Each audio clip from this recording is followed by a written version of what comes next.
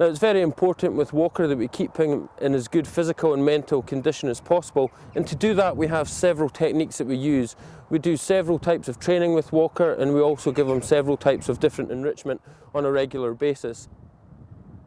With the training that we do for Walker, we have 3 different targets that we use. One is a nose target that he has to touch with his nose, and this can be used in any area of the holding facility, down low onto the floor, him standing on his back feet up to 12 feet in height. We also move Walker around the holding facility. This is very important if we need to position him for any medical treatments or if we have to give him medication.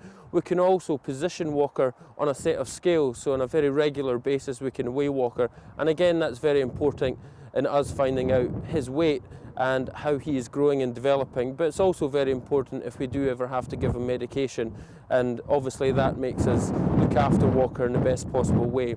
We also use a foot target, which is a blue square, and this we put up against the mesh so he can actually touch it with his claws. This allows us to have a very close inspection of his paws, which is very important with polar bears. They're sometimes renowned for having quite worn pads, but luckily in this enclosure we have a nice environment, a nice natural setting for him, and as a result of his training we can make sure that his pads are in very good condition, which they are.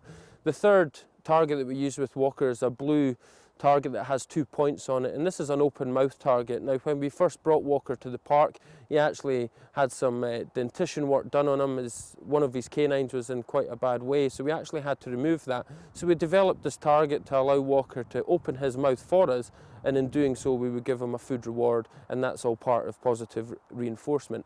Now the open mouth target is of particular interest for us and our vets because it means we can monitor Walker's teeth and make sure he doesn't have any further problems in the future, and doing this without actually having to get too close to him, and also having Walker in a very stress-free environment. So all in all, the training is a very important part of us making sure we have a very healthy bear.